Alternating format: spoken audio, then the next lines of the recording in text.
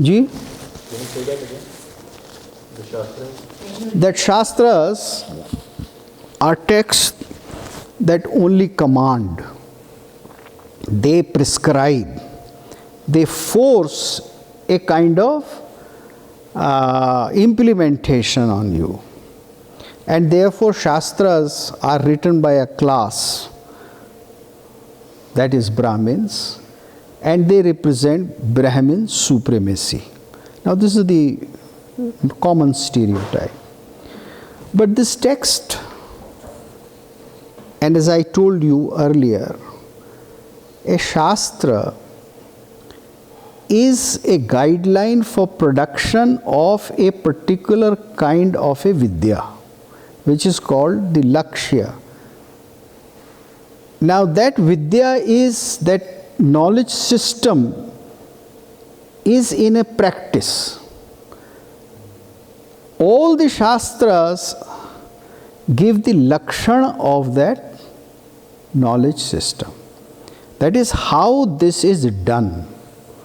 And in this, everywhere they keep on saying that this is how the intelligent people do it. And here, in many places, it is said that I have given you a description of how this is done. If you observe something else, then please include it. So Shastra is a Lakshana Granth. लक्ष्य का मतलब वो विद्या जो practice की जा रही है, जो हमारा एम है, जैसे नाट्य यहाँ एम है, काम शास्त्र में काम एम है, how to have a healthy sexual life. तो लोग क्या करते हैं, कैसे करते हैं, कैसे हेल्दी सेक्सुअल लाइफ लीड करते हैं, इंडिया के किस कोने में क्या करते हैं, क्या क्या चीज़ें उनको अच्छी लगती हैं, कौन समय उत्सव मनाते हैं, कौन से एफ्रोडिजिएक्स का यूज़ करते हैं, वगैरह वगैरह, उस सब का एक डिस्क्रिप्शन है. और उसमें कहीं कहीं ये भी है कि अगर आप ऐसा करेंगे तो उसका ये नतीजा होगा, लिहाजा ऐसा नहीं करना चाहिए, इसका ये गलत परिणाम होगा. इतने प्रिस्क्रिप्शंस भी हैं, इतनी वार्निंग्स भी हैं, इसको ऐसा करना ही है, नहीं करेंगे तो नुकसान होगा, बहुत नुकसान होगा, ये भी दिया गया है. But by and large it is a collection of the practice of that particular shastra. And as time passes, new descriptions are included. The Natyashastra ends. It ends with a shloka which says that I have given you all these descriptions. I have given you all these lakshanas about Natya. But if I have left out something, then you may kindly include what I have left out.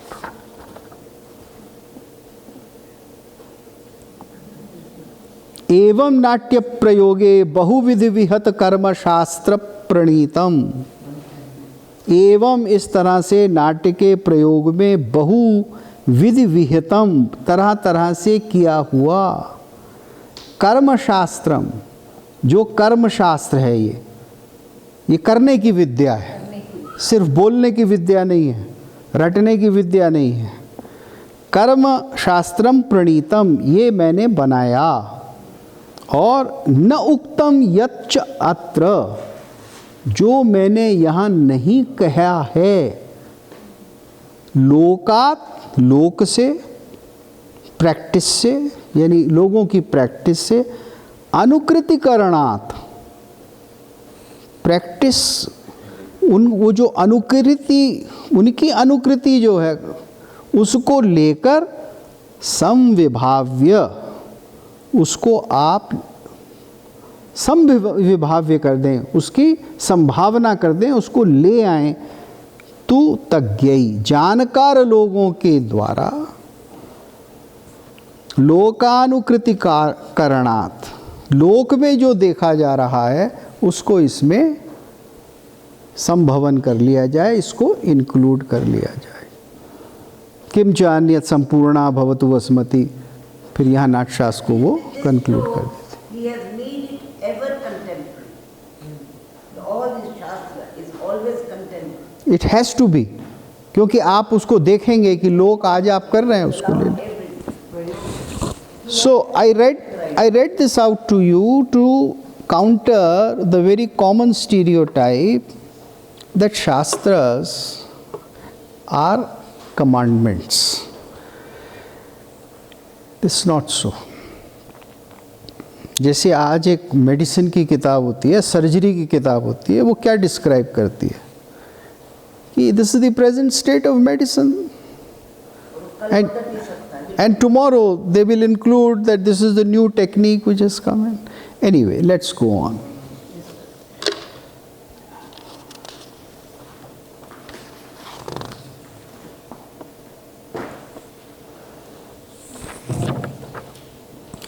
Should be the ways of addressing different people. गुरु को क्या आप address करेंगे? इसके बाद अगर आप काफी वेद बोलने लगे, हाँ, वो मैं अभी बोलता हूँ। वॉइस कट में, हाँ, वो मैं जो बहुत इम्पोर्टेंट है, मैं आपको ये एक सिर्फ वेरी ब्रीफ वो दे रहा हूँ। अब जैसे बहुत सारी चीज़ें हैं, जैसे तपस्वी है तो उसके लिए आप क्या बोलेंगे? साधु बोलेंगे, हे साधु, उसको बुलाएंगे। मार्श के लिए मार्शक बोलेंगे, मित्र के लिए वयस्स बोलेंगे, सखी के लिए हंजे बोलेंगे। तो मतलब सखी के लिए हंजे शब्द है, प्राकृत शब्द है, वो बोलेंगे। छोटे के लिए आयुष्मान बोलेंगे, हाँ, सौम्य बोलेंगे मित्र के लिए। ये इस तरह की बड़ी लंबी लिस्ट है। राजा क्या बोलेगा और वो क्या बोलेगा? जी, अब मेरे ख्याल से हमको ज़्यादा ज़रूरत नहीं। नहीं, मैं I don't worry, I take care of it. तो और जो स्त्रियां हैं वो क्या बोलेंगी? वो अपने पति को आर्यपुत्र बोलेंगे। तो ऐसा नहीं कि रानी ही बोलेगी, जो शूद्र की स्त्री होगी वो भी अपने पति को आर्यपुत्र बोलेगी। और वो नाटक में जब वो सबसे पहले नट और नटी आते हैं और सूत्रधार, तो वो आर्यपुत्री बोलते हैं। गुरु भार्या को आप क्या बोलेंगे? तपस्विनी को गम्या, भद्रा, भद्रे, इस तरह के शब्द हैं। और फिर वो अलग अलग प्रकार के लोग कौन होते थे, कितने कैरेक्टर्स होते थे, उन सब के नाम क्या थे, इसको बोला जाएगा। वो कहते हैं कि पाठ्य गुणान इदानीम वक्षयामः। अब मैं पाठ के गुणों को बताता हूँ। यहाँ पाठ से मतलब है dialogue. The ancient word for dialogue is पाठ्य। पाठ और पाठ्य, यानी जो पाठ करने योग्य है वो है पाठ्य। हाँ, यानी अत्व और अय इस इन के लगने से, इन पार्टिकल्स के लगने से उसकी योग्यता पे होता है। तो जो पढ़ने योग्य है वो है पाठ्य। तथा सप्तस्वरा, कंठ से क्या निकलता है? 7 स्वर निकलते हैं, वो हम सब जानते हैं। 3 स्थान होते हैं स्वर के, मंद्र, मध्य और तार, वो हम जानते हैं। 4 वर्ण होते हैं और 2 प्रकार की काकू होती है। तो अब देखिए, ये काकू आ गई। अब काकू क्या है? आवाज लगाने का तरीका है या इंटोनेशन है काकू। जैसे जा रहे हो, दूसरा जा रहे हो, ये काकू भेद हो गया। तो जा रहे हो इसका मतलब क्वेश्चन है, जा रहे हो व्यंग है। और इस तरह से आप बहुत सारे भावों को काकू के द्वारा प्रकट कर, कॉन्टेक्स्ट देखकर, कॉन्टेक्स्ट ही नहीं, वो स्टाइल देखकर, वो कंठ की ध्वनि कैसे निकल रही, जा रहे हो। Anything can be. अब वो केवल ऐसे ही प्रकट हो सकती, आप उसके लिए और कुछ नहीं कर सकते। और जब आप गाएंगे, गायन करेंगे तो भी यही करेंगे। आप एक लाइन ठुमरी की गाएंगे तो उसमें स्वर को तरह तरह से उसी स्वर को लगाएंगे, यही काम करेंगे, भाव को परिवर्तित कर, ये काकू। तो साकांक्ष काकू और निराकांक्ष काकू। निराकांक्ष पर ठीक है बोल दिया, जिसका केवल शाब्दिक अर्थ है, और साकांक्ष जिसमें एक कुछ और भी निहित है, कुछ आपकी आकांक्षा निहित है कि कुछ और भी मैं कह रहा हूं इसमें। षड अलंकारा, ये फिर आगे जाकर वो बताते जाते हैं कि है क्या नहीं। फिर पाठ में वो ब्रीफ में मैं आपको बता देता हूं। एक तरीका होता है सामान्य भाषा को बोलने का, जिसमें आवाज में सामान्य इंटोनेशन है, उतार चढ़ाव है, बहुत सामान्य है। जैसे अब हम, लेकिन जब हम बोलते हैं तो भी स्वर का उतार और चढ़ाव होता है, क्योंकि नॉर्मल स्पीच में भी they will be A rise and fall of pitch. ऐसा नहीं हो सकता कि मैं एक ही पिच में बोलता रहा हूँ, सारा अक्षर आप सुनते रहे हैं बहुत देर तक। So in order to make it myself understandable, I will use rise and fall of the pitch. If I increase this slightly, then it becomes a recitation. Jadanam Chaitanya. You see, if I am right, kada kali mata kathaya kalita laktakarasam. If I increase the intonation for kada kale mata, अब ये गायन हो गया. So when you increase the intonation, rise and fall of the voice, and when you put alankaras in it, जब इसको आपने सजा दिया अलंकारों, गमकों इत्यादि के द्वारा, तो ये गायन हो गया. है तो वही चीज ना. तो ये स्वर भेद है, ये पाठ्य भेद है. अब सवाल ये उठता है कि नाटक में कहाँ क्या उपयोग में हो. तो प्राचीन नाटक में कॉन्वर्सेशनल इंटोनेशन यूज नहीं होता था.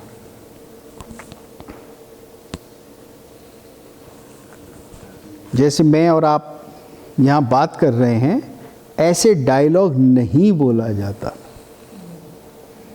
This is realistic dialogue which came into existence in Europe in the 19th century. दुनिया में ये कहीं नहीं था. न क्लासिकल ग्रीक ड्रामा में था, न एलिजाबेथन ड्रामा में था, न काबुकी, न नो, कहीं नहीं था, कोई एग्जाम्पल नहीं, और भारत में भी नहीं था। आज तो आप सो कॉल्ड संस्कृत प्ले देखने जाते हैं तो ऐसे ही बोला जाता है। So this is the impact of modern European drama, urban drama. Even if you go to listen to some old Harikathas, they don't speak in normal conversational voice. No, the intonation is, हाँ, आप पहले कथा भी सुनते आज से 50 साल पहले, तो वो और फिर राम ने कहा सीता जी आ गई, this is how they had the whole katha. जी नहीं, चौपाई तो जब चौपाई होगी, लेकिन ये तो जब वो बता रहे हैं तो भी वो इंटोनेशन को ऐसे कर रहे हैं ना, जब वो बोल रहे हैं तब भी वो इसी तरह से कर रहे हैं।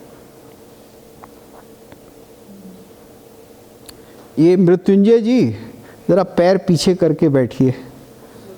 हाँ, ये चरण आगे करके बैठना सभ्य समाज में नहीं होता है, भारतवर्ष में। तो इंटोनेशन जो है वो इस तरह से होता था। In classical theatre you either recited or you sang.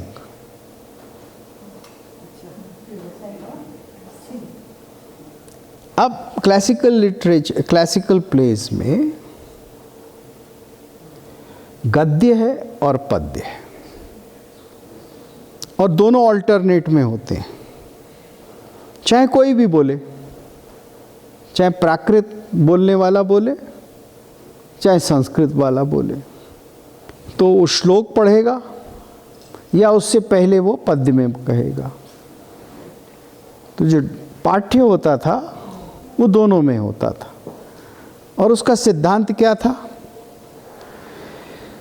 कि जब एक्शन होगा तो गद्य होगा, प्रोज होगा, वो भी लेकिन इंटोनेशन के साथ होगा, वो भी इंटोनेशन। और जब कोई डीप थॉट होगा या ऑब्जर्वेशन ऑन एक्शन होगी तो वो पोइट्री में होगी। This was the general pattern through out classical drama. Now you see, I never use the word Sanskrit theatre. You was about to ask you. So you can hear a talk by me on YouTube. It was delivered in your city, Bengaluru. Why it is absolutely wrong to call it Sanskrit theatre. Now there is no need for me to explain,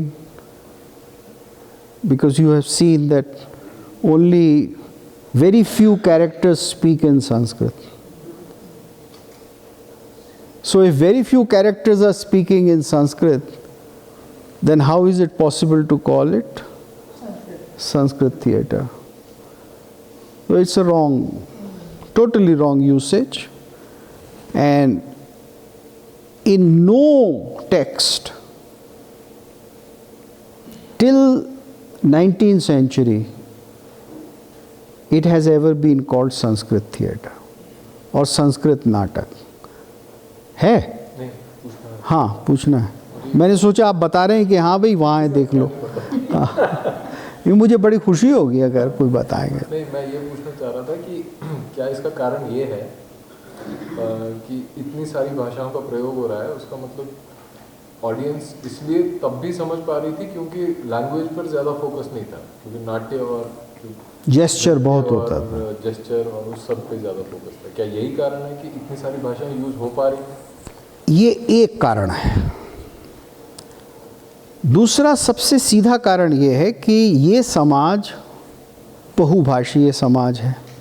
Bharat का समाज जो है वो बहुभाषी, it's a multilingual society, and they constructed A theatre in which people from all strata of society had to come and watch theatre, and they wanted to represent in theatre what was actually present in life, जो था, क्योंकि ये लोकानुकृति है, लोकानुकीर्तन है, ये सिद्धांत उन्होंने पहले अध्याय में कह दिया। तो जो देख रहे हैं आप दुनिया में, उसको नाटक में आप उसी पात्रों को उसी प्रकार से आप लाते हैं। तो इसलिए वहाँ एक सिंगल लैंग्वेज मीडियम नहीं हो सकता। अब ये सिंगल लैंग्वेज मीडियम इतिहास में और जगह इसके नाटक में ग्राउंडलिंग्स भी होते थे और उनकी लैंग्वेज अलग होती थी, लेकिन उनकी लैंग्वेज को भी बीच बीच में वो यूज़ करते थे दिखाने के लिए। The same principle, the character from the lower social order will speak that. तो आप मिडसमर नाइट ड्रीम वगैरह में इसके बहुत से examples. Here because theatre was not divided according to region, it was all India theatre, all India theatre. You see, Natya Shastra is an all India text. It is talking about an art form which is practiced, performed all India. And there are references of, yeah. Dialects have been given. So they have been given. So people wanted to watch that and they did it. And people were also multilingual. अब जो प्राकृत बोलने वाली रानी है वो बचपन से संस्कृत सुन रही है ना, वो संस्कृत समझती है। और कुछ जो हैं वो अच्छी भी हैं, वो जानती भी हैं, और इसी तरह से जो ऑडियंस है उसमें भी तरह तरह के लोग हैं। अच्छा, आगे चल के आप देखेंगे कि जितना भी म्यूज़िक है वो सिर्फ प्राकृत में, जितने भी म्यूज़िकल सॉन्ग्स हैं वो सिर्फ प्राकृत में, जितने भी ध्रुवा गान हैं वो सिर्फ प्राकृत में।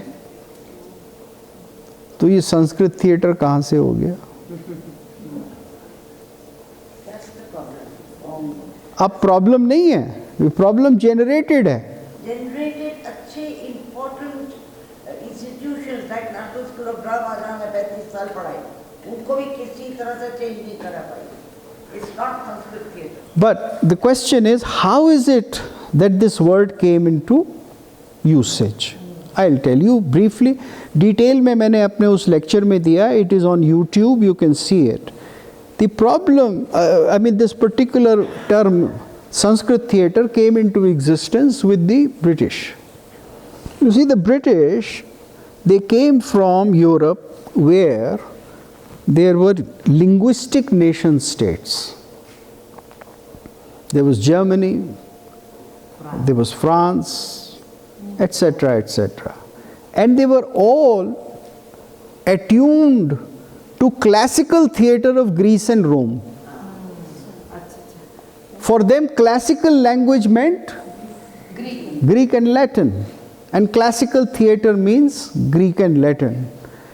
And height of civilization or height of the product of art was to be measured in terms of Greek and Latin plays.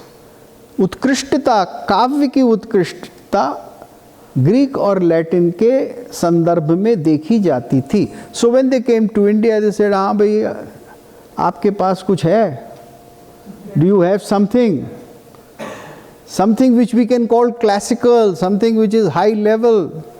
तो लोगों ने कहा जी हाँ, हमारे पास कालिदास है, ये बाण भट्ट है, ये कालिदास है, या ये भास है, या इस तरह का ये नाटक है। तो उन्होंने कहा अच्छा पढ़ा, हाँ भाई बढ़िया है। उन्होंने नाम रख दिया Sanskrit theatre. because they wanted it to be elitist. They wanted it to be theatre नाम ही है, ग्रीक थिएटर नाम है क्या? ना, ग्रीक ये भी अंग्रेजों का दिया हुआ है। ग्रीक में तो खाली थिएट्रॉन, थिएटर हाउस और थिएटर, दैट्स ऑल। वो अपने ऐसा नहीं कहेंगे कि ग्रीक थिएटर, ऐसा नहीं है। हाँ, उनका अपने कल्चर के बारे में उनका एक नाम था हेलेनिक, ठीक है, तो उसमें सब कुछ आ गया। लेकिन ये जो नाम भारत में आया संस्कृत थिएटर, ये अंग्रेज़ी प्रेजुडिस के कारण आया। और फिर हिंदुस्तानी तो बेचारे क्या कर सकते थे, उन्होंने कहा कि जो आपने कह दिया माई बाप, हम वो मान गए, हम चलाएंगे। परंपरा है, वो है नाट्य परंपरा। नाट्य, देखिए अंग्रेज़ों के संस्कृत थिएटर लिखने से पहले संस्कृत नाट्यम कभी नहीं। ऐसा कोई भी यूसेज, प्रयोग कहीं भी नहीं मिलता किसी के द्वारा लिखा हुआ। हाँ, उनके लिखने के बाद फिर जब हिंदी में लोग लिखने लगे और मराठी में, तो सब ने कहा संस्कृत नाटक, संस्कृत नाट्य, और फिर लोगों ने कहा हाँ साहब हमारे पास भी संस्कृत नाटक। They started feeling very proud that they have classical theatre. ये क्या कहा जाए कि रहम है कि आपके यहाँ NSD में उसे क्लासिकल इंडियन थिएटर कहते हैं उस पेपर को, लेकिन जब पढ़ाते हैं तो फिर वही संस्कृत थिएटर कहते हैं, संस्कृत थिएटर कहते हैं। मैंने भी बहुत प्रयास किए बहुत पहले कि इसको आप क्लासिकल थिएटर कहो या प्राचीन नाटक कहो या एंशिएंट थिएटर कहो। संस्कृत बोल के लोगों से दूर कर देना नहीं, जो फैक्ट है आप उससे दूर हो गए ना। फैक्ट क्या है, इसी लोग डर जाते नहीं, हैं संस्कृत सुनते ही। एक तो ये, दूसरे ये कि what was the great achievement of India. बहुत से लोगों को इंडिया की ग्रेट अचीवमेंट्स अच्छी नहीं लगती, लेकिन फैक्ट तो है कि वो हैं। The great achievement is that we are the only nation which had a multilingual theatre. और तो कहीं नहीं है, चीन में तो नहीं है, जापान में तो नहीं जी, We also have a treatise on it. ये नाट्य शास्त्र है, सब कुछ है। और किसी के So we don't call it multilingual theatre or classical theatre. So we don't want to even understand it. And the British may have called it whatever they thought was best, but in independent India, not a single institute was established for revival of classical theatre. Greece made extraordinary efforts to revive classical theatre. From 1920 till 1955 or 60, it was the golden age of reviving their ancient drama. Italy has a national school of classical drama, separate institute in Syracuse, National School of Ancient Drama, and the repertory plays only ancient plays. सब लोगों ने growth theatre revive हुआ, वो no काबू की लोग जेलसली guard करते, हम ही लोग सुन गए कि उसको इतने 70-75 साल इतना पैसा थिएटर को दिया जा रहा है। Now,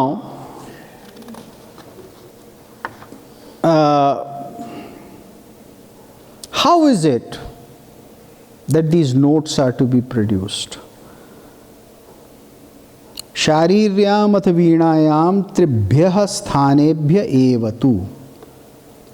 They say there are 3 sthanas of producing the note, ura, kantha and shira. तो संगीत में तो आप सब जानते ही हैं, यही है वो उर, कंठ, उर, कंठ एंड शिर। हाँ, वो शिर का यही है। हाँ हाँ, उसका ये भी एक प्रयोग है। तो उर्सः शीर्षः कंठात् स्वरः काकु प्रवर्तते, आभाषणं च दूरस्थे शीर्षा संप्रयोजयेत्, नातु दूरे च कंठे उर्सा चैव पार्श्वतः। अब वो थिएटर के अंदर डायलॉग डिलीवरी में ये कह रहे हैं कि आपको अगर बहुत दूर तक डायलॉग पहुंचाना है तो उस डायलॉग के बोलने का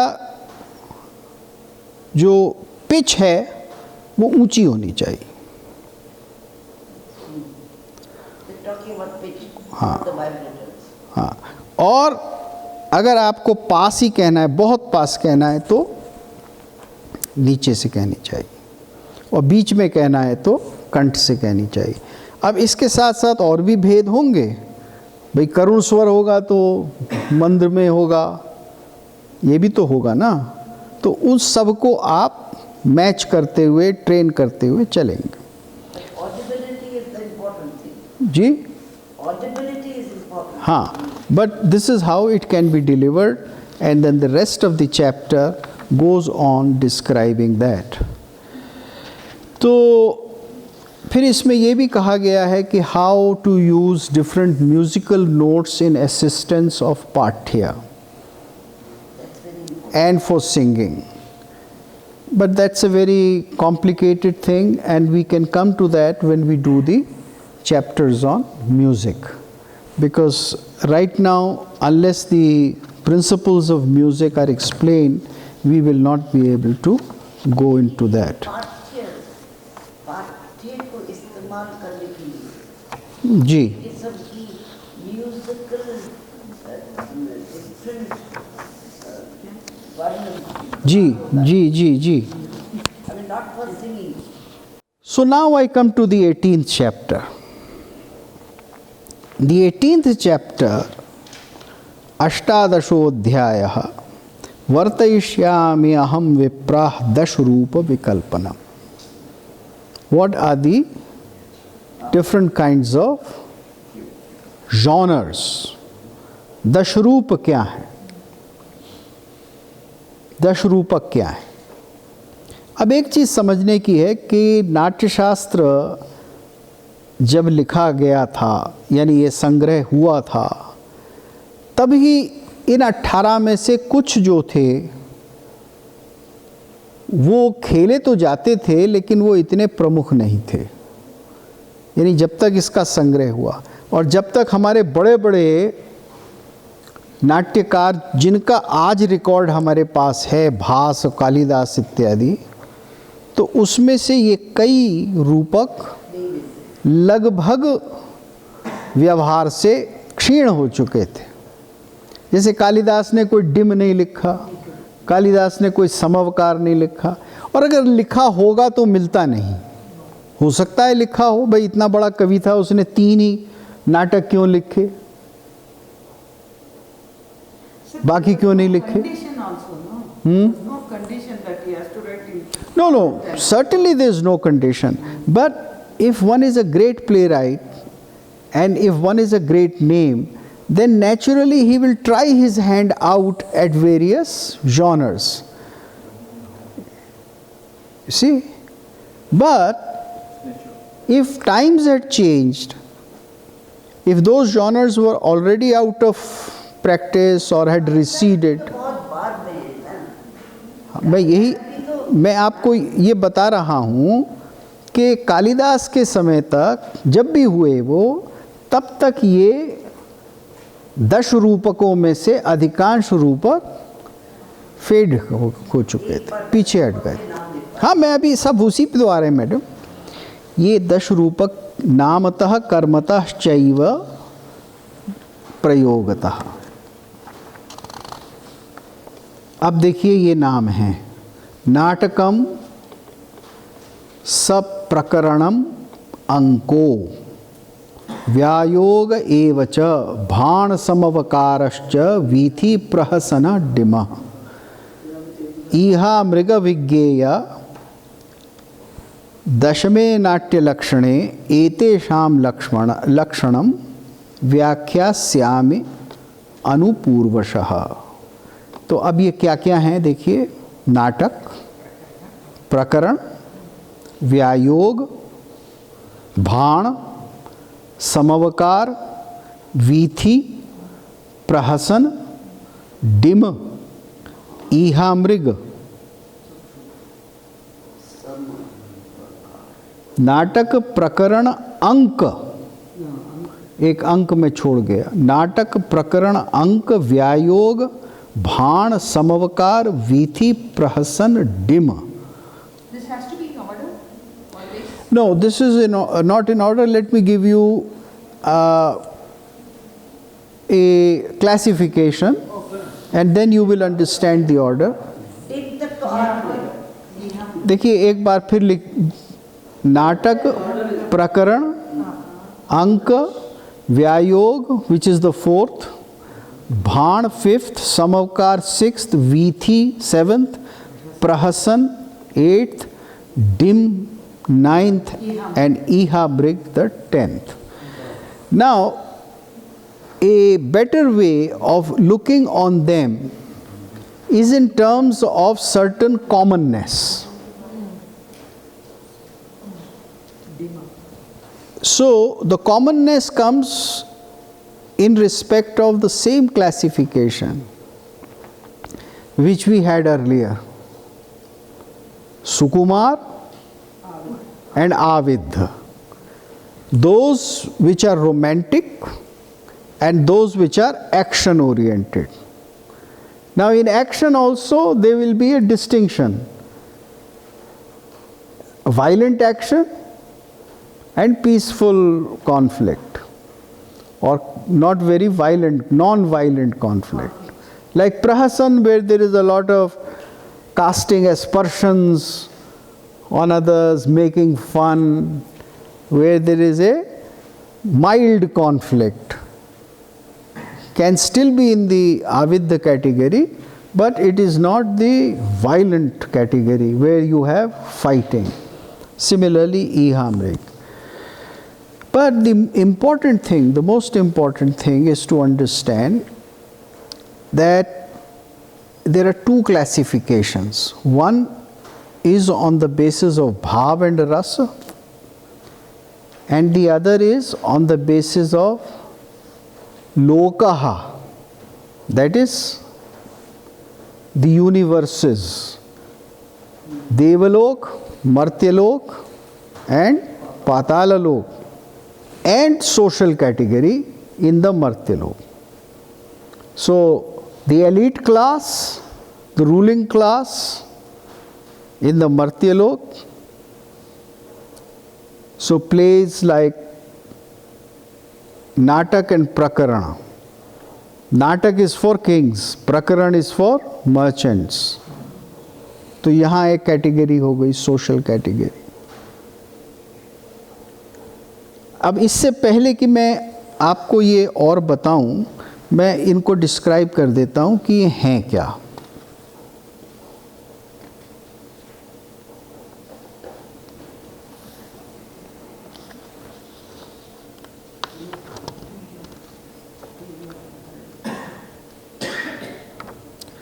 यहाँ एक श्लोक है, बड़ा गंभीर है, बड़ा अच्छा है, but very precise. It says जाति भी श्रुति भिश्चैव स्वरा ग्रामत्वमागता यथा तथा वृत्ति भेदई काव्यबंधा भवन्ति ही. अब ये क्लासिफिकेशन की बात हो रही है. वो कहते हैं जिस तरह से स्वर के भेद से मध्यम ग्राम और षड्ज ग्राम, ये दो प्रकार के भेद होते हैं, दो कैटेगरीज म्यूज़िक में बनती हैं. इसी तरह से नाटकों में वृत्ति के भेद से अलग अलग 10 कैटेगरीज बनती. तो ये समझना ज़रूरी है कि वृत्ति क्या है. अब वृत्ति तो हम डिस्कस कर चुके हैं. 4 वृत्तियां हैं, कैशिकी, सात्वती, आरभटी और भारती. कैशिकी श्रृंगार से संबंध रखने वाली। इसके ऊपर पहले ही दिन हमने बातचीत की जब भरत मुनि ने कहा कि कैशिकी दीयताम, इसका हमने विवरण किया क्यों कैसे वगैरह। फिर सात्वती, जिसमें इंटेलेक्चुअल या सात्विक भावों का डिस्क्रिप्शन अधिक होगा। वो भारती जो वर्बल होगी, जिसमें डोमिनेंस ऑफ वर्बल डायलॉग होगा। और आरभटी जिसमें मार पीट, एक्शन, तोड़ फोड़, ये सब होगी। तो अब वो कहते हैं कि 10 रूपक कैसे बनते हैं।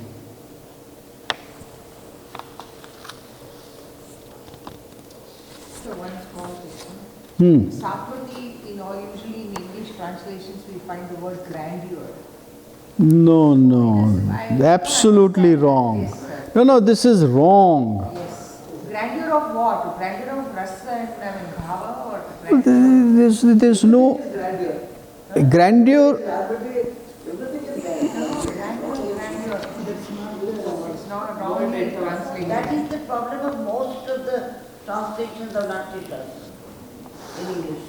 अच्छा जी, देखिए अब वो ये कह रहे हैं गेयम प्रकरणम चैव नाटकम एव च सर्ववृत्ति निष्पन्नम नाना बंध समाश्रयम। प्रकरण और नाटक ये 2 प्रमुख जॉनर हैं। नाटक and प्रकरण। हाँ, नाटक और प्रकरण या प्रकरण और नाटक कुछ भी कहिए। क्यों? क्योंकि ये अप टू 10 एक्ट्स हो सकते हैं, बड़े लंबे होंगे। 10 एक्ट भी इसमें हो सकते हैं। नॉर्मली 7 होंगे, 8 होंगे, 7 से 10 होंगे, ठीक है। तो मतलब लंबी कहानी है। मिनिमम 7 होंगे। हाँ, तो ये जो है पहली कंडीशन है। आप प्रकरण नहीं लिख सकते जिसमें 4 अंक हों, 4 एक्ट्स हों, कोई कहानी पूरी नहीं हो सकती। और इसमें सब वृत्तियां थोड़ी थोड़ी होंगी।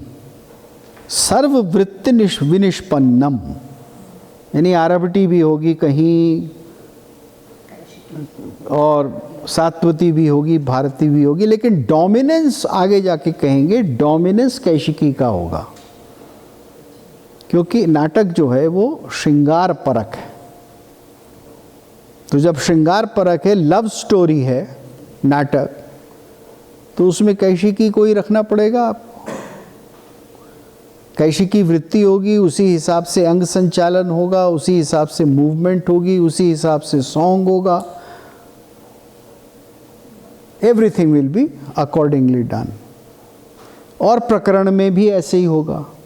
The only difference is that in natak you will show the love affair of the king, the royal, नाटक में, and in prakaran you will show the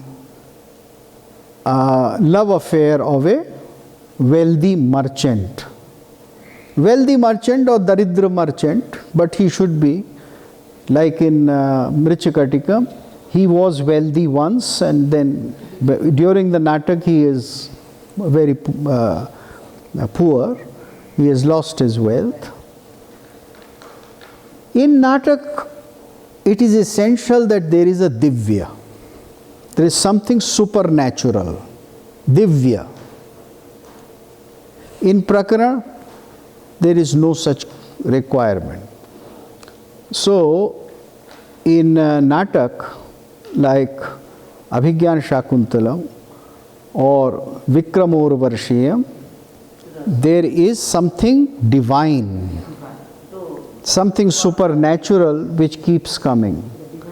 And so there is also a miracle. Something miraculous must happen. In other words, natak it shows essentially a connection of the human world with the world of gods. पाताल से नहीं, देवताओं से संबंध होना चाहिए उसका। तो देव और मर्त्य और देवलोक के बीच के संबंध को नाटक में कहीं ना कहीं आना चाहिए। So it is reaching out to the divinity. Then they say Viti samavakarascha tatha iha mriga eva cha utsrishta anka vyayogo bhanah prahasana dima kaishiki vritti hinani rupani etani karayet. All these Vithi, Samavakar, Ihamrig, Utsrishtikank, Vyayog, Bhan, Prasan and Dim, they will be without Kaishiki. So all the other 8. Yeah. Utkrishta is Anka. Anka is also called Utsrishtikanka. Yeah. Why? Because they are not romantic. There is no romance in it.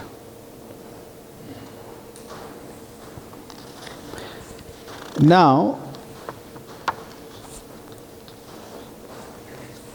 I already told you that it should be about the love affair of the king, the natak, that it should have essentially a depiction of sukh and dukh, the natak.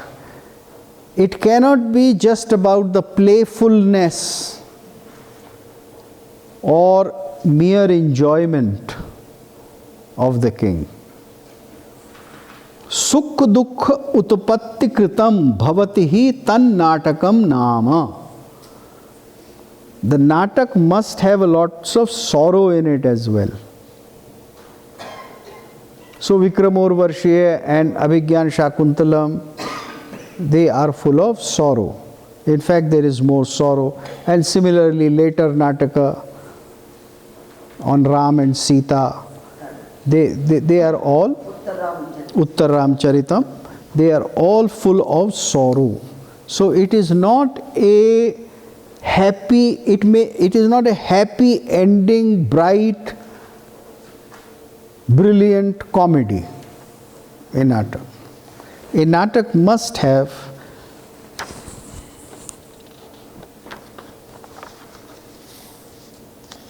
there are some other descriptions which we leave out for the time being.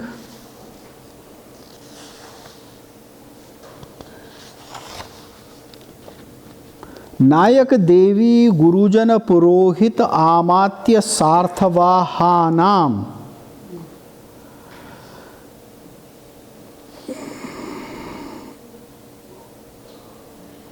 न एक रसांतर विहतो अंक इति स वेदितव्यस्तु.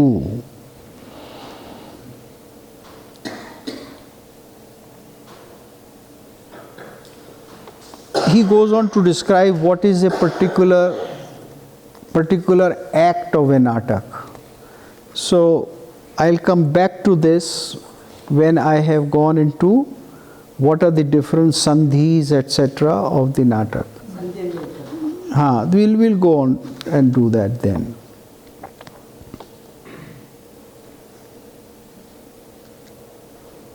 Sir, one question. Even Ihamrika doesn't have Kaishiki? I'll just come to Ihamrik, please. Yes, sir.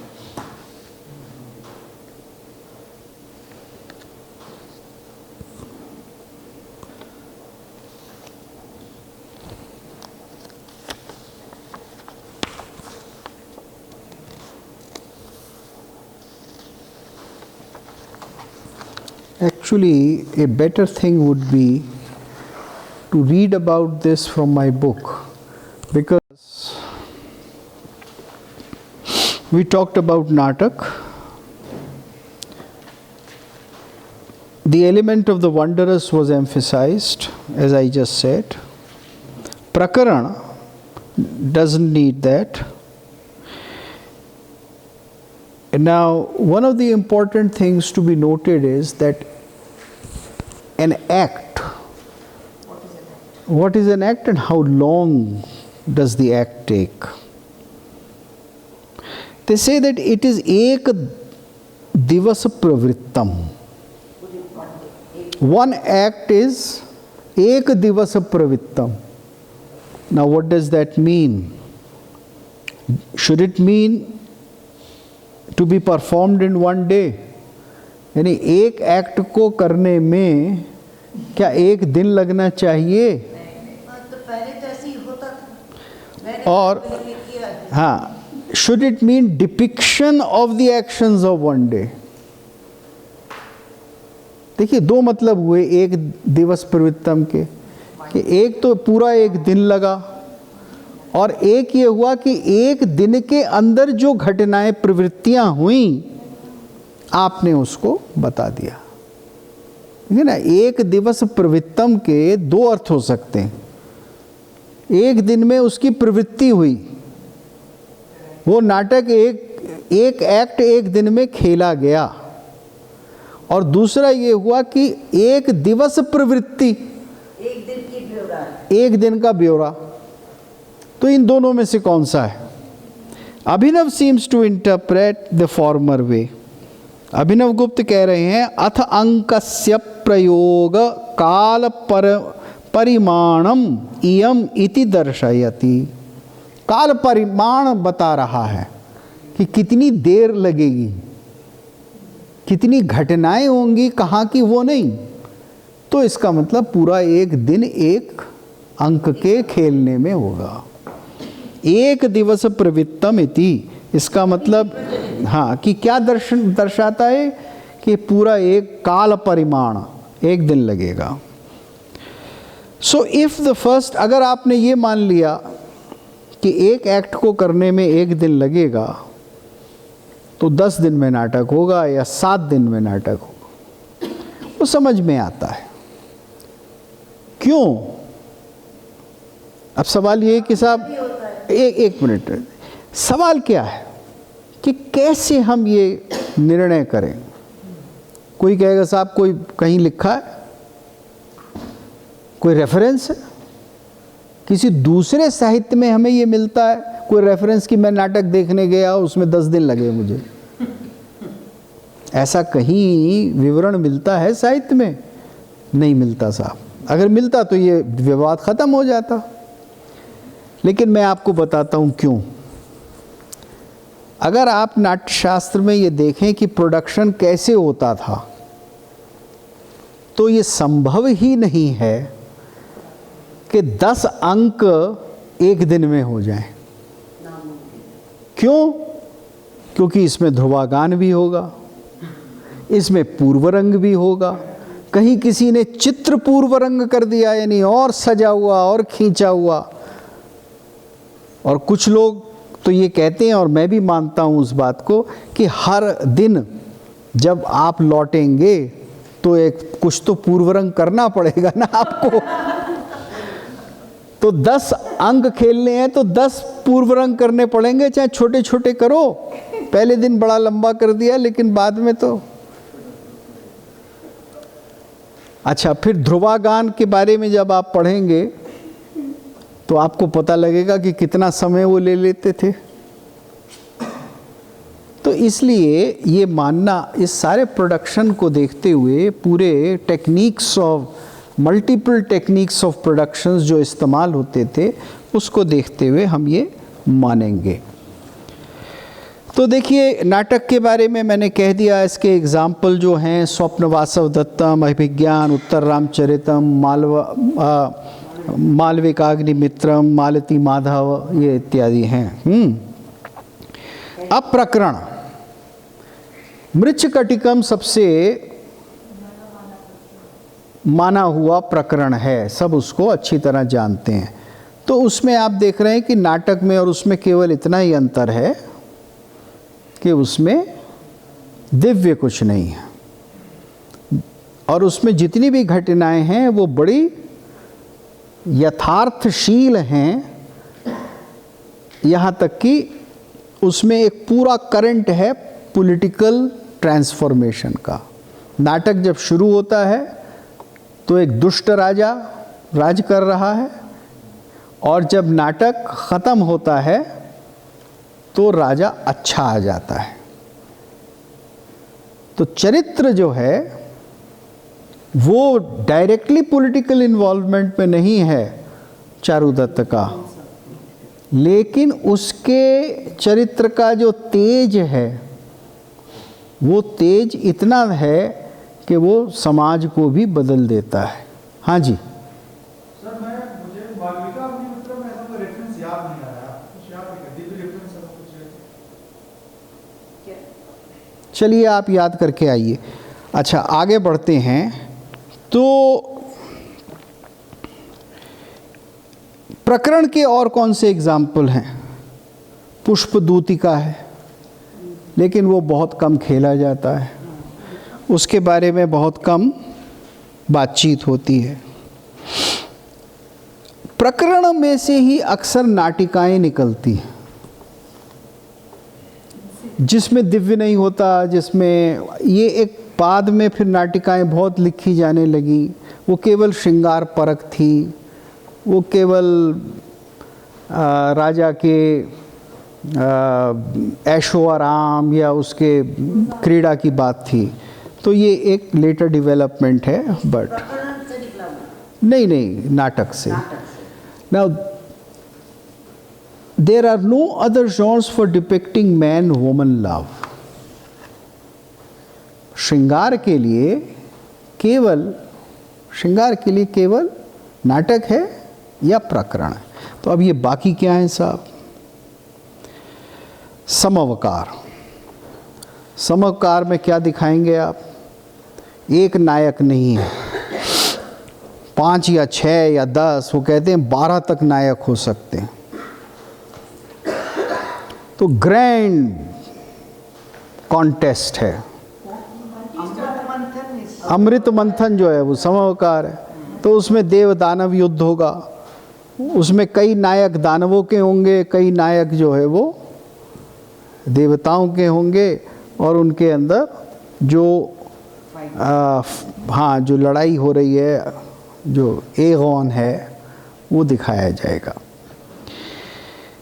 अब dim, समअवकार, dim. तो dim क्या है? Dim प्रायः शंकर के द्वारा दानवों के 3 नगरों का विनाश, त्रिपुरदाह जैसे एक प्रसिद्ध डिम है, उसके बारे में कहा जाता था। और ये कहना बड़ा मुश्किल है कि उसमें क्या क्या होता था, क्योंकि इसके इतने उदाहरण नहीं मिलते। अब प्रश्न ये उठता है कि इसके उदाहरण क्यों नहीं मिलते? नहीं मिलते हैं, जैसे वत्सराज या किसी का लिखा हुआ एक नाटक है त्रिपुरदाह, लेकिन वो लग रहा है बहुत बाद का है, शायद 13वीं-14वीं शताब्दी का है, यानी प्राचीन काल के नाटक नहीं हैं। और जैसे एक महाकवि के नाटक नहीं, महाकवि का लिखा हुआ कोई त्रिपुरदाह नहीं मिलता, समअवकार नहीं मिलता, डिम नहीं मिलता, ईहा मृग नहीं मिलता। ये ईहा मृग क्या था? वो बताते हैं कि जिसमें एक दैत्य किसी सुर स्त्री के पीछे पड़ गया हो, तो वो ईहा मृग है। इसके अंदर केवल दिव्य चरित्र ही होते थे, मनुष्य के चरित्र नहीं होते थे। देवता, यक्ष, किन्नर और गंधर्व ही होते थे। It was the story of a single protagonist fighting over a woman, an apsara.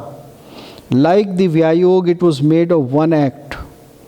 Single act है, छोटा प्ले है।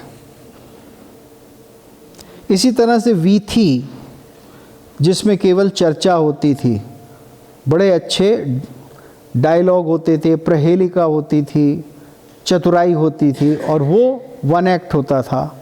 डिम का कोई एग्जाम्पल नहीं है, त्रिपुरदाह, बस हाँ, एक वो ही मिलता है। अब सवाल ये उठ रहा है कि कोई नहीं, कि सवाल ये उठ रहा है कि इनके एग्जाम्पल्स क्यों नहीं मिलते?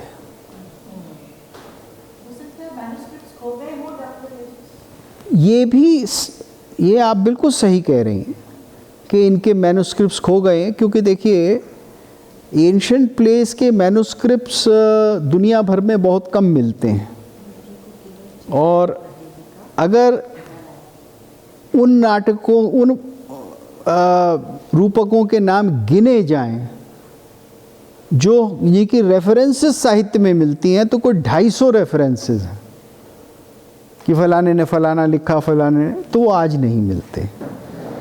लेकिन उनमें भी इतने डिम, समवकार, वीथी इत्यादि के उदाहरण नहीं मिलते। इनके एक्ट कितने होते थे ये भी नहीं।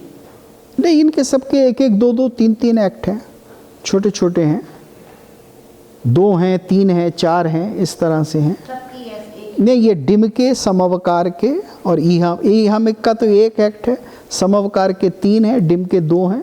इस तरह से छोटे छोटे एक्ट्स हैं ये। कारण क्या है देखिए, मैं आपको बताऊं, इसका कारण बड़ा स्पष्ट है। ये नाटक या ये रूपक नाट्याचार प्रधान थे। इसमें मोटी मोटी कहानी तो है, लेकिन इसमें उत्कृष्ट काव्य नहीं, उसकी गुंजाइश नहीं, उसका प्रयोग ही नहीं है। और इसमें आपको मार पीट, एक्शन यही दिखाते रहना है। और इसके अंदर अगर ध्रुवा और संगीत इत्यादि का प्रयोग करना है तो वो भी नहीं, वो होगा, लेकिन डिम में होगा, उस रस के हिसाब से होगा, लेकिन उसमें उत्कृष्ट काव्य लिखने की गुंजाइश नहीं है। तो जो काव्यात्मक नाटक हैं वो प्रकरण और नाटक है।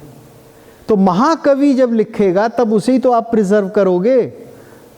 छोटा मोटा तो भाई लोग लिख रहे हैं, वो प्रोड्यूस हो रहा है, कंजम्पशन में आ गया, हाँ, you will forget it. It is not worth preserving. The manuscript is not worth preserving. And the actor, the Natyachar will make another manuscript जब उसे लिखना होगा।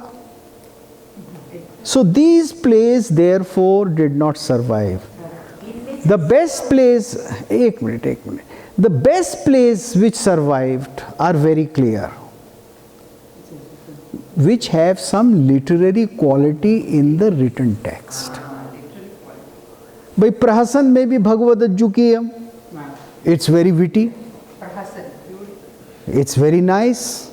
मत्त विलासम, लटक Malcolm, these are the texts which have very, very good literary quality text. Political satires, so they were all time popular. जी? Being political satires, they were all No, that's not the thing. They were of course political satire, but these particular, the ones which I named, they are in good literary quality. As a matter of fact, Prahasans are the maximum plays ever written. The Prahasans were written even in early 20th century, particularly in Tamil Nadu and Mysore. If somebody wanted to show his hand at writing some good Sanskrit, they will make Prahasan, because Prahasan comes very easy to write about contemporary situation. So our friend here, Rashma Kalsi, has written a Prahasan in a mixture of Hindi and English, and it is called Padma Shri Prahasan. And it was produced, readings were done, etc. हाँ, 3 या 2.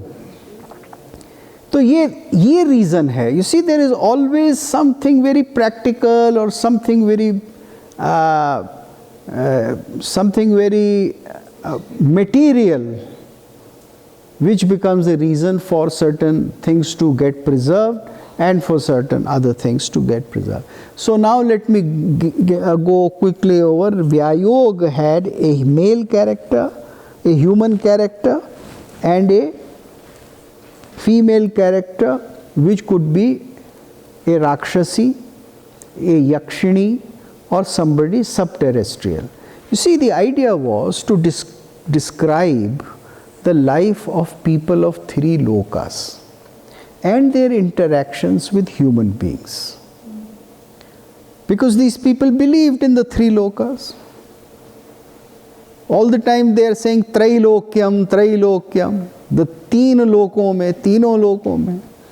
तो तीन लोक उनके लिए exist करते थे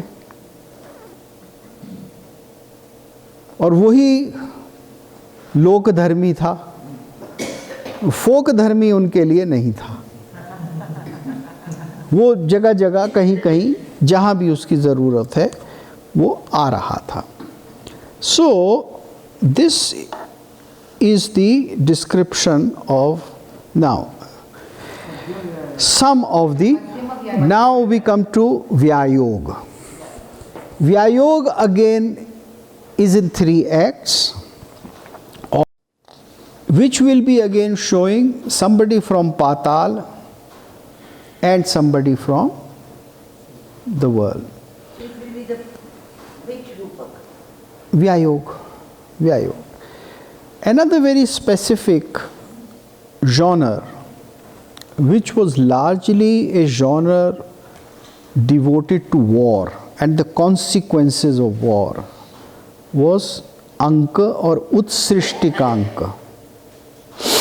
You see, Utsrishtikanka means a play which is on the consequences of war. What is the devastation that war brings? How war creates all kinds of misery. And what happens after war? How do you come to terms with it? Again, we have very few examples of it. So the most common example, and perhaps the only example, is Urubhanga. Also with this recently Andhayuk. नहीं देखिए, अब वो तो अब वो तो आधुनिक युग की बात है.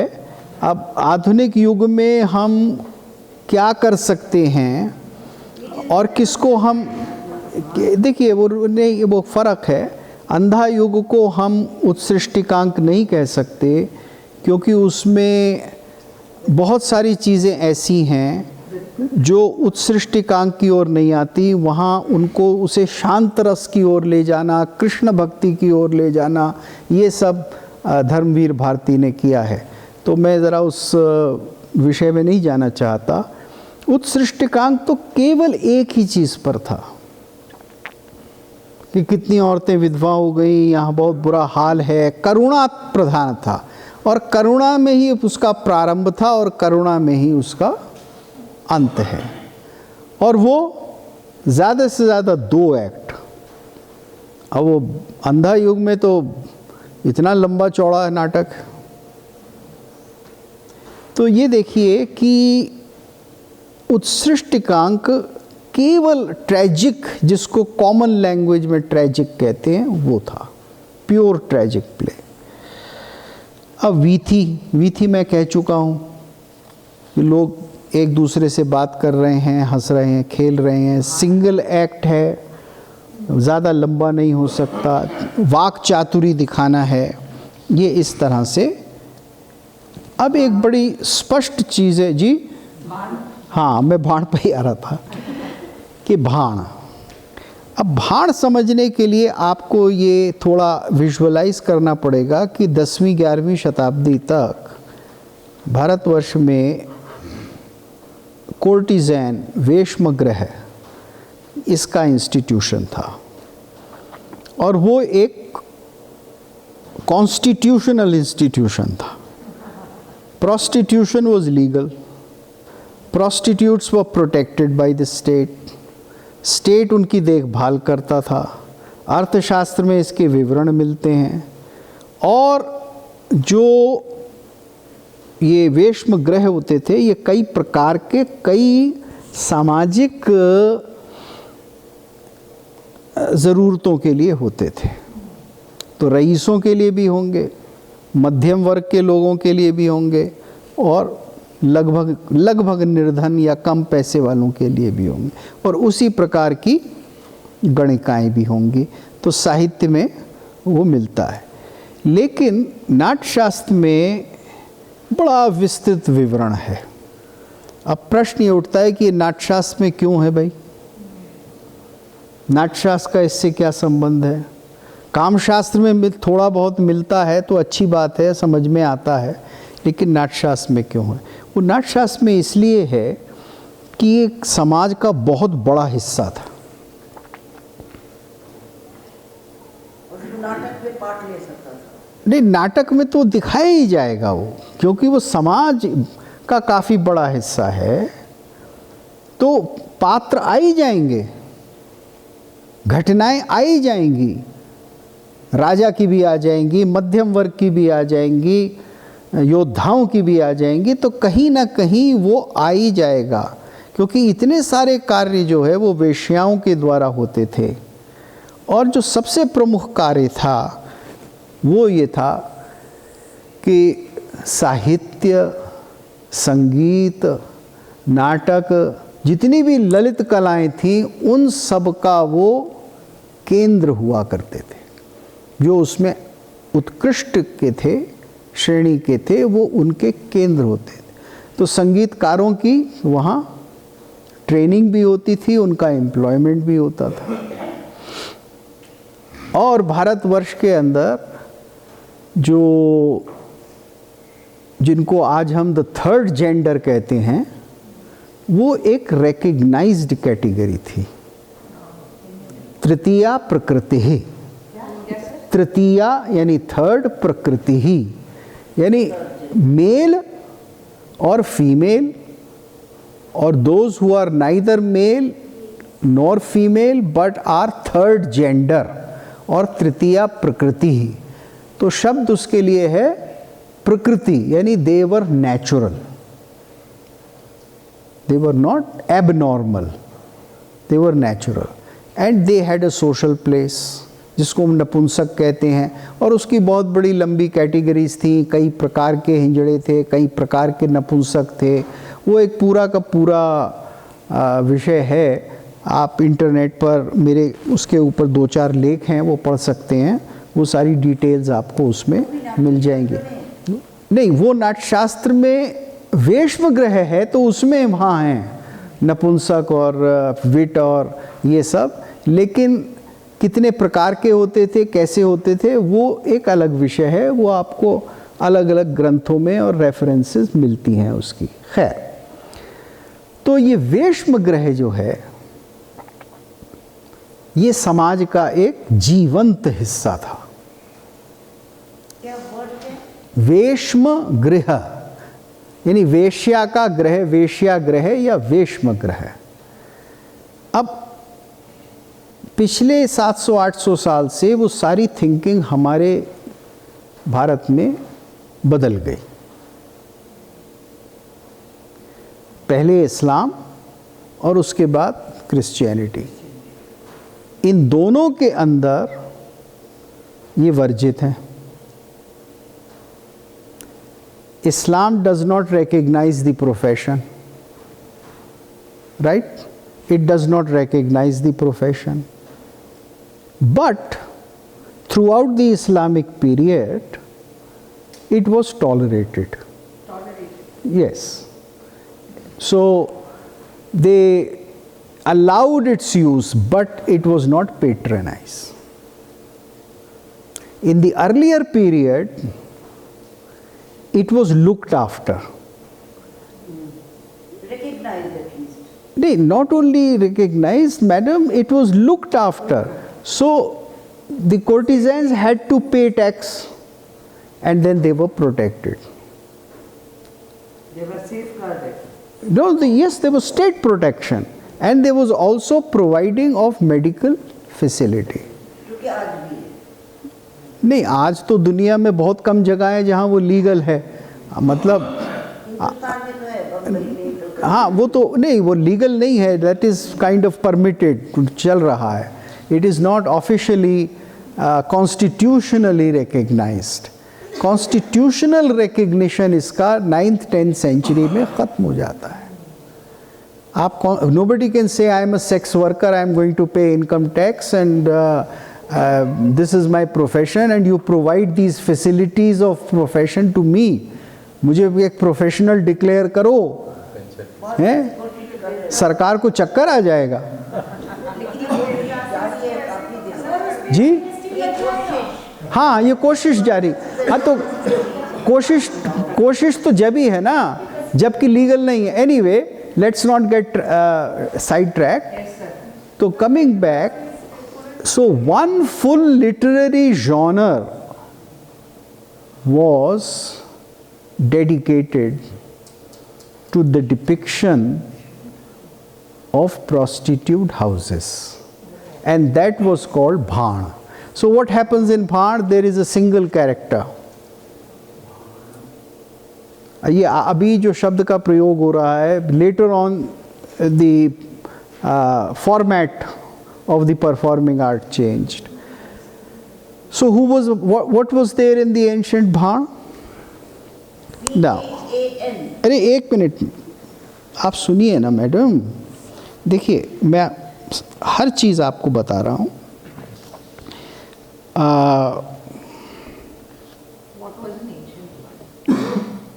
देखिए, like the नाटक,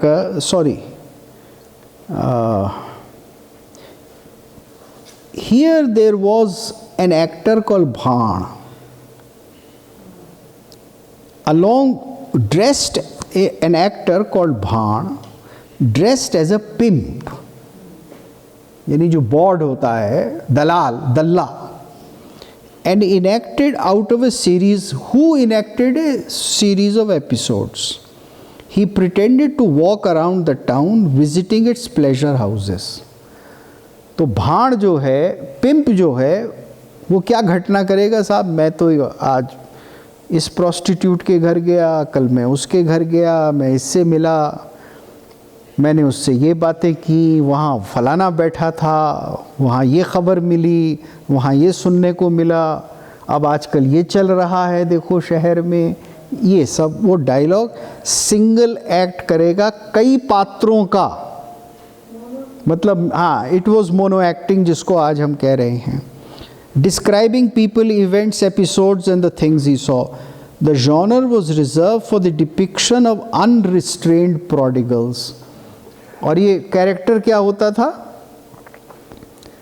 जो लड़के जिनके बाप के पास बहुत पैसा है, जो जगह जगह जा सकते हैं, जिनको कमाना है नहीं, वही तो प्लेजर हाउसेस में इधर उधर भागते फिरेंगे। तो उनकी कौन प्रिय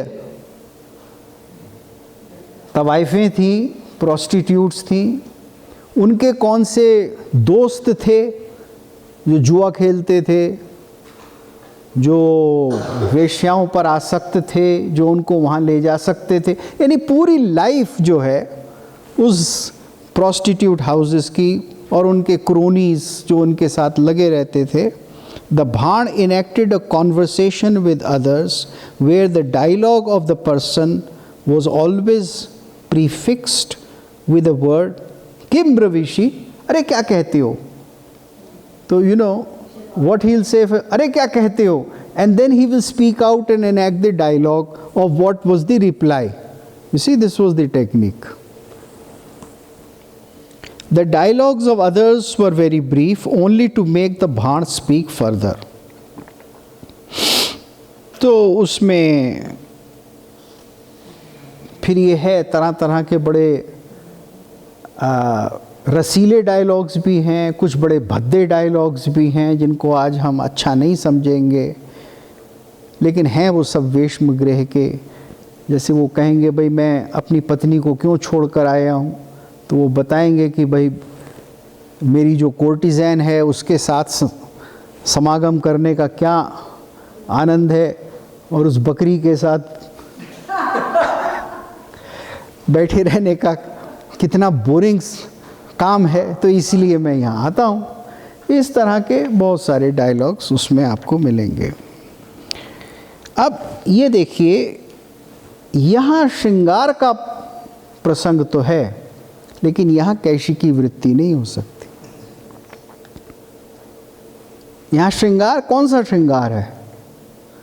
It's a very physical and a very vulgar kind of a श्रृंगार.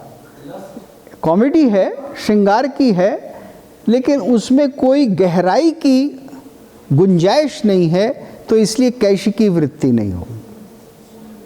कैशिकी वृत्ति वही होगी जहाँ एक गंभीर सीरियस श्रृंगार है.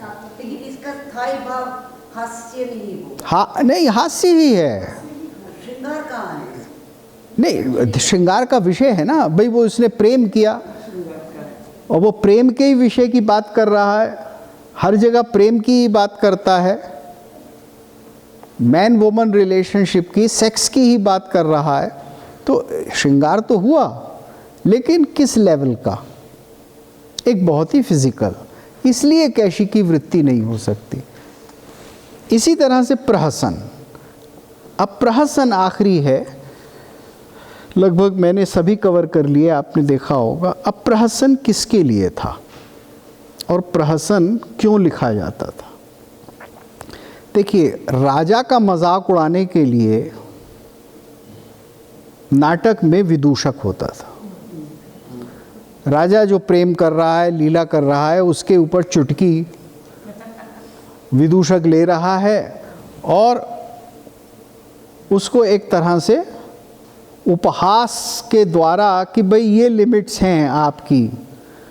जैसा कि आप देखते हैं अभिज्ञान शाकुंतलम में, वो शुरू में ही बता देता है कि ये कर रहे हैं, क्या मूर्खता के काम हैं, और मेरा तो सत्यानाश कर दिया इन्होंने, खाना पीना बंद कर दिया, और ये है और वो है. So there is a lot of love of the king. ऐसे ही विदूषक प्रकरण में है. तो रूलिंग क्लास को थोड़ा सा चुटकी लेने के लिए, हंसने के लिए, उसका मजाक उड़ाने के लिए उसमें विदूषक है. तो ये रूलिंग क्लास हुआ, यानी अपर कास्ट के अंदर क्षत्रिय और वैश्य के लिए ये हो गया. अब बचे प्रोफेसर्स, ब्राह्मण, मठाधीश, तपोधनी.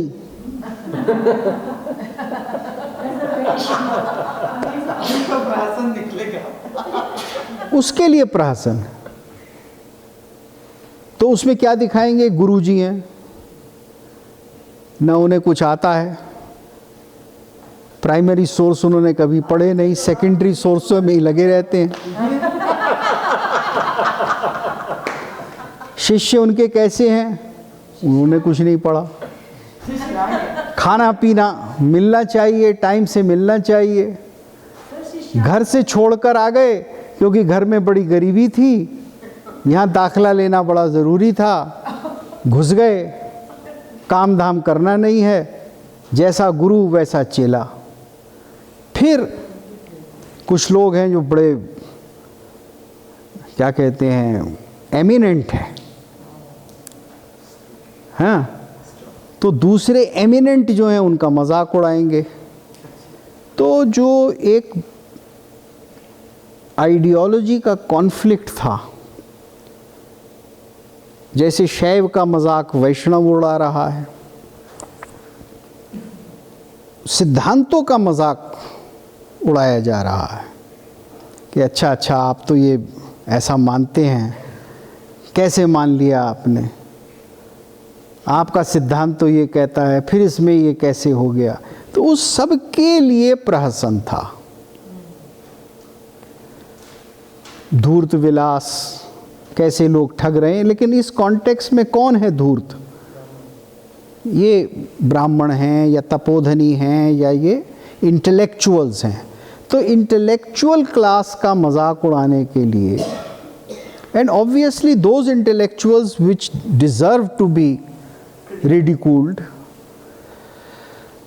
राजाओं के लिए हो गया नाटक, धनी लोगों के लिए हो गया प्रहसन, और ब्राह्मण वर्ग के लिए, उच्च वर्ग के लिए ये प्रहसन हो गया.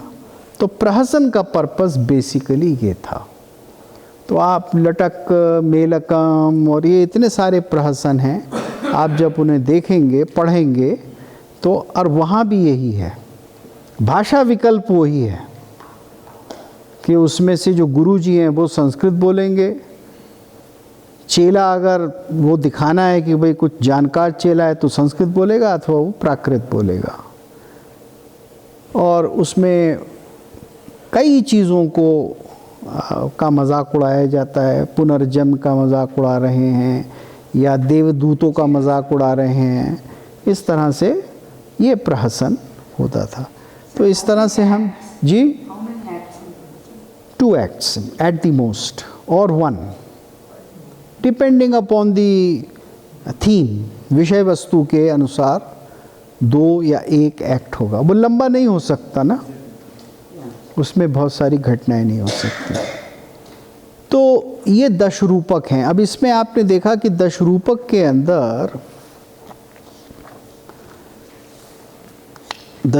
के अंदर कई चीज़ें आ जाती हैं, लेकिन प्राइमरीली दशरूपक का purpose different sections of Indian society को डील करना है। इसी क्लासिफिकेशन यहाँ जो है वो सोशल स्ट्रक्चर का है, राजाओं के लिए है, राजाओं को डिपिक्ट करेंगे आप, उसके लिए प्रकरण, उसके लिए नाटक है। वैश्यों के लिए यानी धनाढ्यों के लिए, जहाँ आप उनके बारे में कुछ अच्छा कहना चाहते हैं, श्रेष्ठ कहना चाहते हैं, जैसे मृच्छकटिकम में ये दिखा दिया गया है कि वो कितना श्रेष्ठ प्रकार का वणिक था। वैसे वो जाति से ब्राह्मण है, जाति से, जन्म से वो ब्राह्मण है, लेकिन प्रोफेशन से वो सार्थवाह है, यानी बिजनेस पर्सन है, हाँ बिजनेस ओनर है। और उसका प्रेम जो है वो गणिका से, और गणिका कैसी है और वो कैसा है, दोनों ही उत्कृष्टतम हैं अपने प्रोफेशन। तो वो इतनी उत्कृष्टतम है कि वो एक से प्रेम करती है, संपूर्ण समर्पण करती है, और फिर उसको कुलवधू बना दिया जाता है। वारी वधू से वो कुलवधू बन जाती, और राजा कहता है कि हाँ अब तुम कुलवधू हो जाओगी, तो उसका प्रमोशन हो जाता है सोशल स्टेटस में। हमारे गिरीश कर्नाड साहब ने जब उसके ऊपर बनाई फिल्म तो उन्होंने वापस उसको वेश्यागृह भेज दिया, है ना। अब मेरी कभी समझ में नहीं आया, एक बार मैंने उनसे पूछा, उन्होंने जवाब ही नहीं दिया, वो खट से आगे को बढ़ गए। एक सेमिनार था, मैंने कहा भाई आपने ऐसा एंड, वो क्या है नाम फिल्म का, उत्सव। तो हाँ, वो कुछ इधर उधर देख के एकदम आगे बढ़ गए। तो अब मैंने ये सोचा वो बड़े प्रोग्रेसिव आदमी हैं, तो प्रोग्रेसिव मेरी समझ में नहीं आया कि शूद्रक प्रोग्रेसिव था कि जिसने प्रोस्टिट्यूट को हाउसवाइफ बना दिया, या हमारे कर्नाड साहब प्रोग्रेसिव हैं जिन्होंने उसको वहीं रखा। कर्नाड हैज ऑलवेज की एंटी वुमन, उस प्ले में भी औरत को दिखा कि सब बदल दिया, ऐसे विकेट थोड़ी औरतें होती हैं।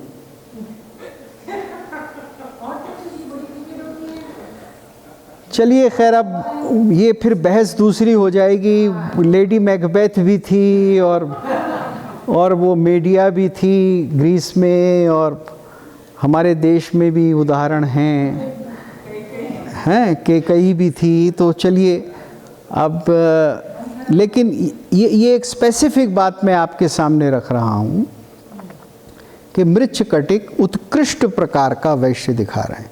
अब निकृष्ट प्रकार का वो भाड़ में है, इर्रिस्पॉन्सिबल प्रोडिगल, वो भी तो वैश्य वर्ग का है। So he is just having fun only at the level of carnal existence. केवल शरीर की चेतना उसमें है, और पशुवत उसका जीवन है कि भाई मैंने ठग लिया, मैंने आनंद लिया, पैसे बेचारी को दिए ही नहीं, और मैं आके डींग मार रहा हूँ। तो ये उस वर्ग का है। और ये प्रहेलिका और ये जो दूसरे कई प्रकार के छोटे छोटे थे, ये इन जनरल फॉर एंटरटेनमेंट थे। और ये किस वर्ग के क्या कहते थे, ये एक ऐसी चीज़ें हैं जो आज उपलब्ध नहीं है, तो इसलिए कुछ कहना कि एग्जैक्टली क्या, but one could say that they were for minor entertainment, must have been played in large numbers, but they were for entertainment, right? Because it is easy to stage them, it is easy to produce them, and I mean. In the 15th century, Shahaji Maharaj wrote certain Bal relevant plays only for the Devadasis to revive their classical arts and leaving out the other vulgar wisdom which was there as a part of the Bal. He revived this style, which is the Bhan. भाण किस भाषा में है? In Telugu and Sanskrit. अच्छा, Telugu and Sanskrit. And he emphasized on a solo dancer or an actor taking the several roles in Is heartfelt thanks. We have come to the end of this session, and at 5, please come in time. We should start at 5 so that we can end at 7:30 and gain time, because we have 2 or 3 very important chapters to finish. So thank you very much. आप लोगों का बहुत बहुत धन्यवाद।